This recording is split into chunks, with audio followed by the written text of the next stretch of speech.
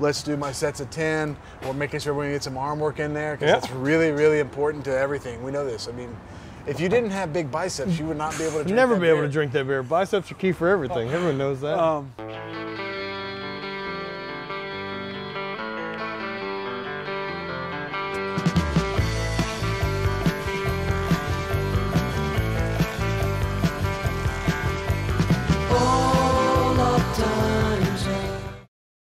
Adam Nelson is one of my idols. He is an incredible athlete, and he's the US's most recent gold medal shot putter. He's now working with young athletes at Spark in Athens, Georgia. Wow, that was pretty great. Pretty excited to come train, man. What's up, man? Good to How are see you again. Good seeing you, Adam. Been a while. Yeah. So, winner Adam Nelson, gold medalist, shot putter, keeping throws pretty heavy in this round of DRIFTA LIFTA. But I got a chance to come back down to Athens and do some training. I compete tomorrow, and Adam is gonna show me the run on pre-competition training and what I should do and what he thinks about it. Cool, man. It's great to be here. Great for you to be here. Really enjoyed the fact that you were making the drive down here before you're competing. Yeah, that's excited. not a normal ritual pre-competition for me.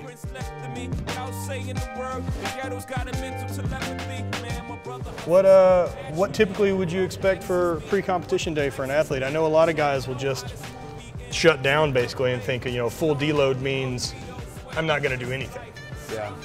Yeah, I think that's a big mistake. I think if you're not, if you treat a competition as an opportunity to shut everything down, you're actually not going to put yourself in a situation where you're going to reach an optimal performance. Okay. The big thing, like my general rule of thumb is take your normal workout, reduce the intensity levels, cut the volume by about 50%, and do something that looks like that. You don't want to do anything that's completely different from what you're used to, but you want to get in, do your warm up, do something that just this really sharpens that central nervous system and sort of fools the body into doing it like it's in its normal routine, so that when you go out there the next day, it's not like you've taken time out, you've got the muscles like all ready and primed to really compete, and just go. That's the best way to do it. Awesome.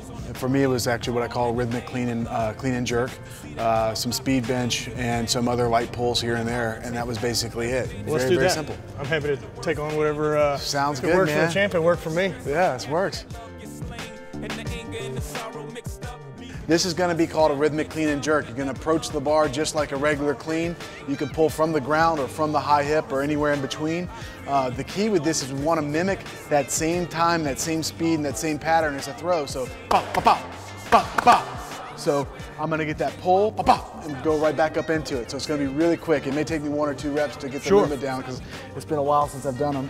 But we're here, we're set up right up into it. Okay. Yeah, with this type of thing, you're really working on bar speed and trying to keep the movement fluid and fast. Okay. Usually that puts you in a rep range or weight range no more than 50% of your maximum intensity, and even maybe more appropriately your working set. So if you're doing threes and you're working up to 150, 160 or so, 150, 160 kilos, you probably wouldn't want to go over about 80 kilos there. Okay. I would probably do anywhere from 3 to, you could do as many as 5 sets. Threes are usually good for me training competition week. Three sets, 5, 3 to 5, something like that. Good. Nice speed. Good. Get under it. Good. And we have a slightly different style. You're doing it without, I'm doing a split, you're doing a normal power jerk. Right. So but at the end of the day, it doesn't matter. Right. It's the movement pattern we're really trying to work. I usually keep relatively short rest time. Cool. So we'll just kind of speed through this whole thing. The whole workout for me, if it's coming to a big meet, like if I'm getting ready for the Olympics, I'm doing this beforehand, the whole workout may take 20 minutes. Perfect. So I'll grab some more plates.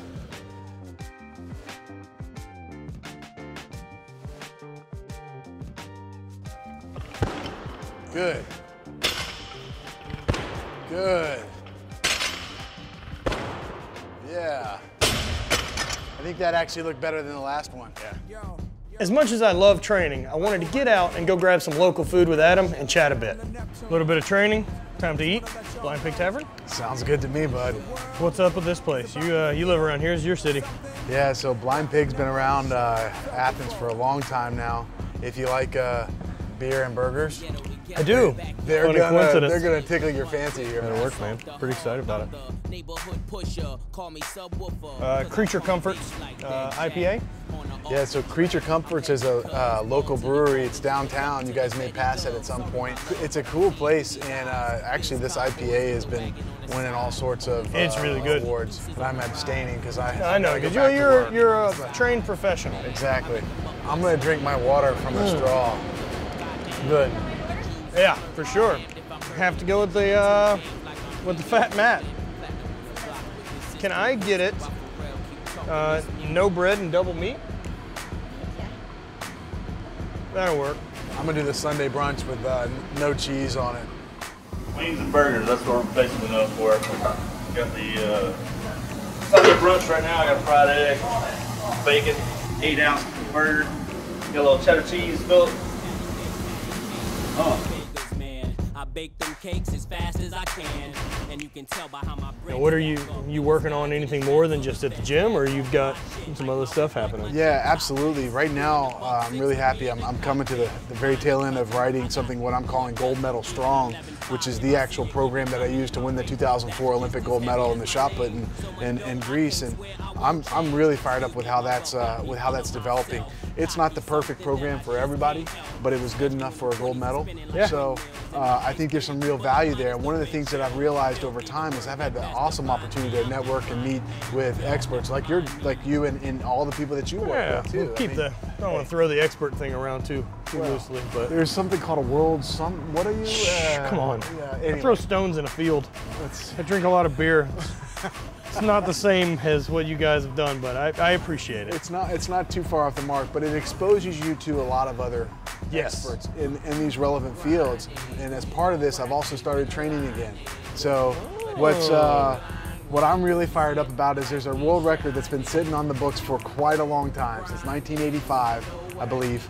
And that's Brian Oldfield's 40-year-old age group record. Oh, Brian Oldfield. Yeah, 21:41. It's not a shabby throw.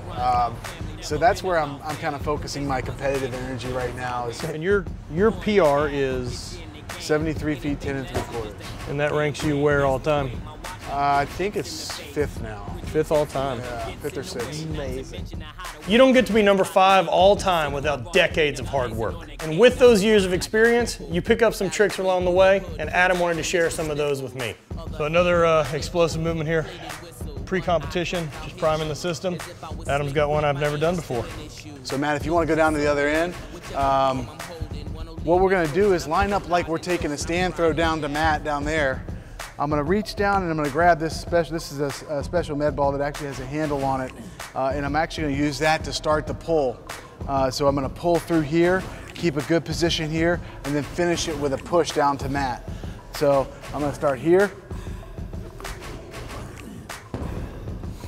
Very simple, not a whole lot behind it. This is a little bit light from what I used to. It's a little bit different, but when we're throwing indoors, you kind of have to make the best with what you got.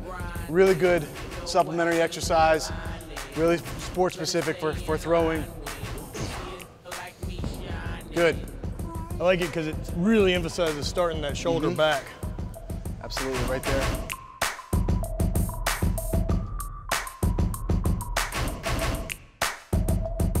Pretty cool facility. This is a lot different than the other gyms that I'm privy to or get invited into.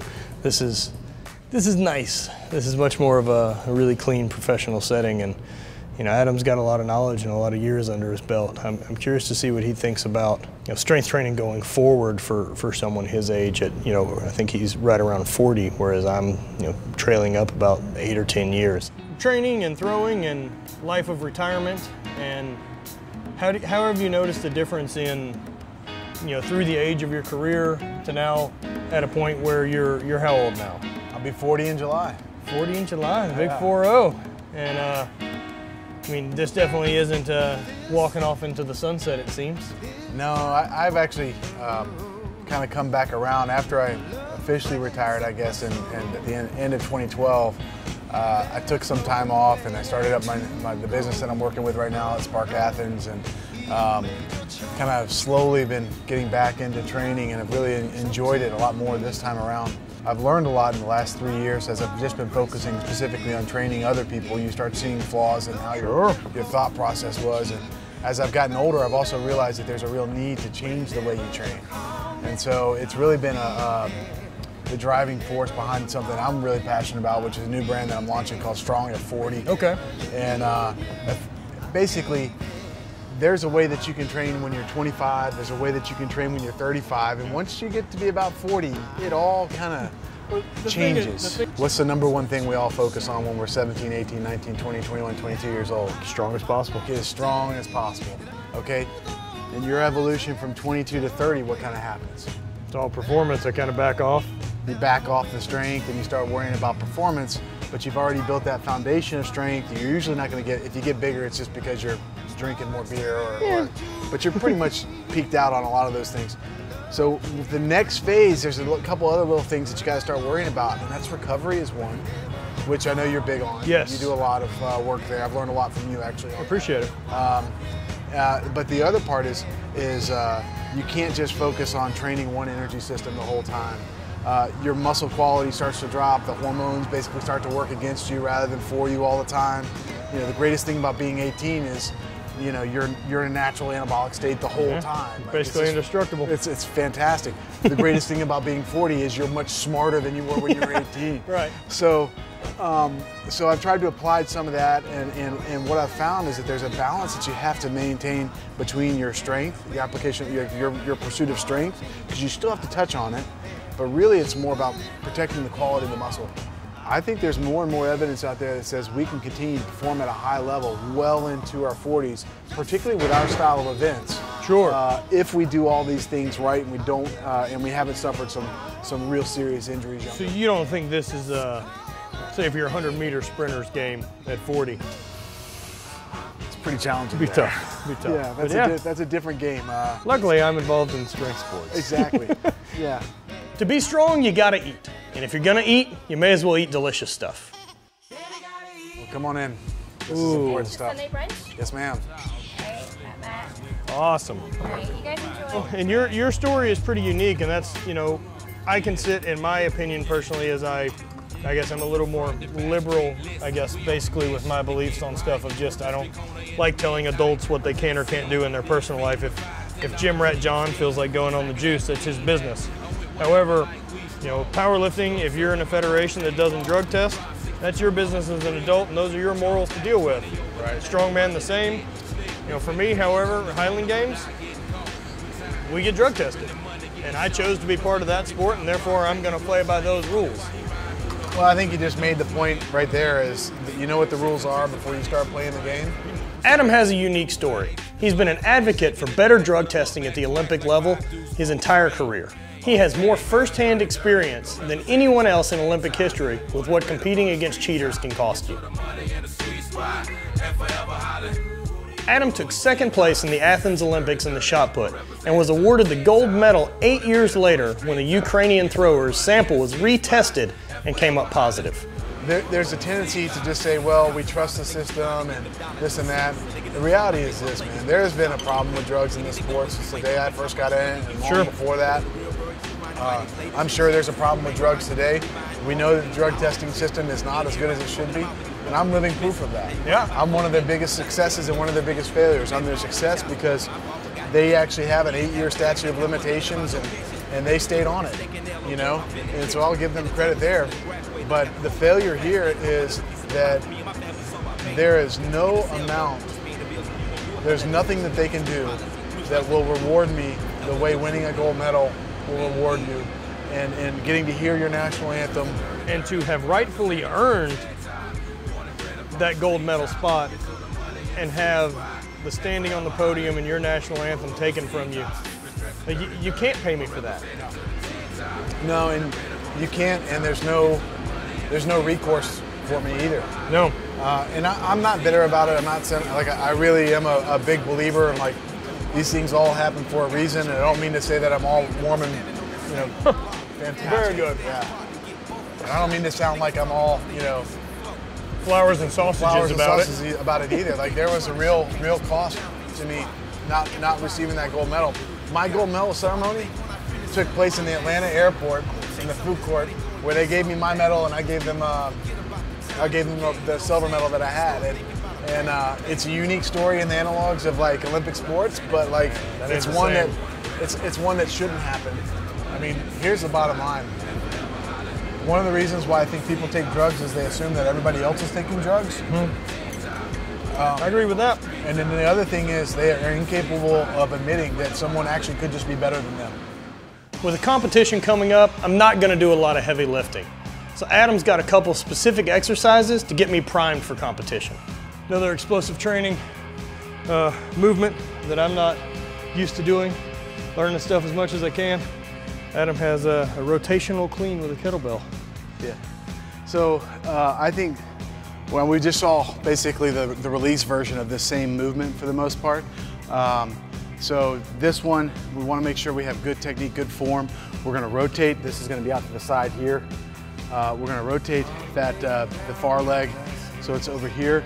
We're going to drop down to the kettlebell, reach across our body here. So we've got a nice, pretty good neutral spine position for how we're aligned. And we're going to pull to right here, okay? You gotta snap that elbow in, keep it in tight. A lot of people, when they do kettlebell work, they keep that elbow out and it ends up throwing around their shoulder and all that stuff. You want to keep it in here and protect that shoulder integrity. So we're going to come here.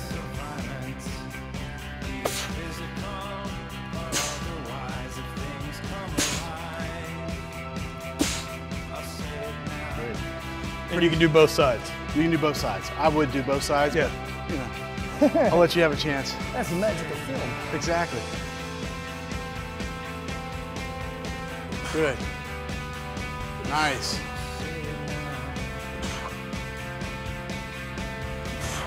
Let's come a little far away from your body there. There you go. Keep that elbow in tight. There you go. Cool marathon set there. Yeah. Well, trying to find the rhythm of it. Yeah. Do you think this is real sport specific to say shot putters, or do you think all throwers, or do you think athletes in general? I think athletes in general. Think about how many times if you're playing football, you're moving through something here and you've got to stabilize this way.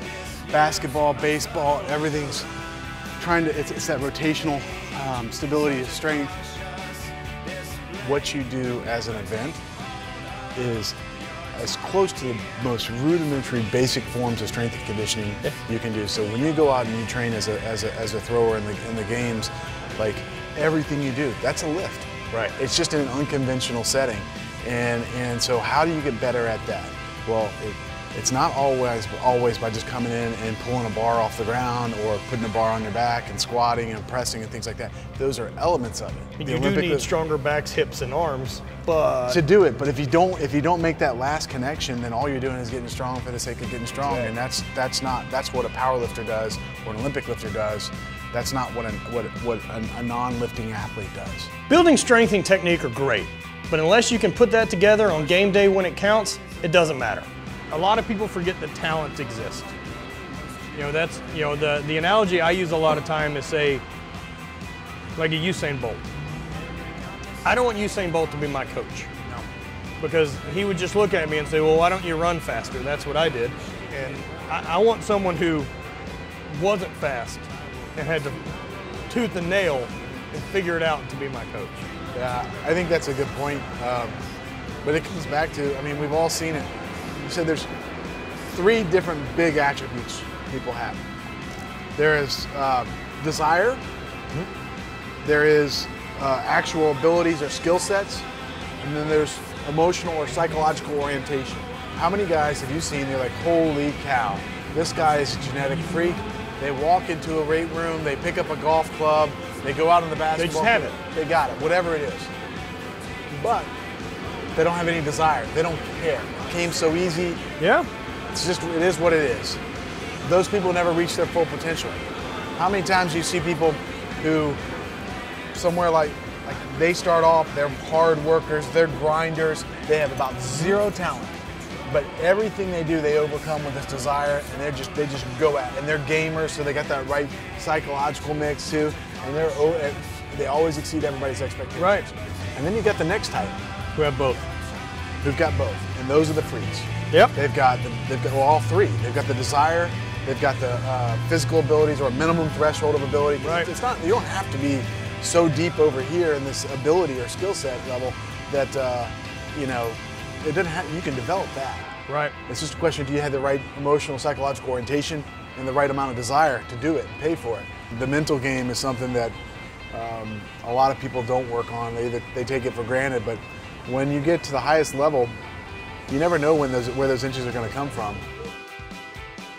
Adam, man, I super appreciate it, brother. And this has been great. I love getting to sit down and talk strength with the guys that have lived in it. It's been really inspiring to be able to get around and call you a friend and someone I can talk to and get some inspiration from, and excited to see what you do coming up chasing some throws, man. Well, I appreciate it, man. It's always a pleasure. I feel like we've been communicating since you were in college. Yeah.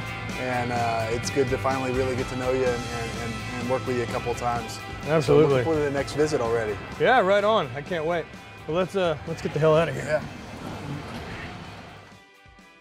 Thanks for watching. That wraps us up. Please click like, subscribe, share, leave some comments for me, and the new season will be coming hopefully pretty soon. Also, more stuff coming out every day with my vlogs, and follow along, check out the sponsors. Thanks a bunch.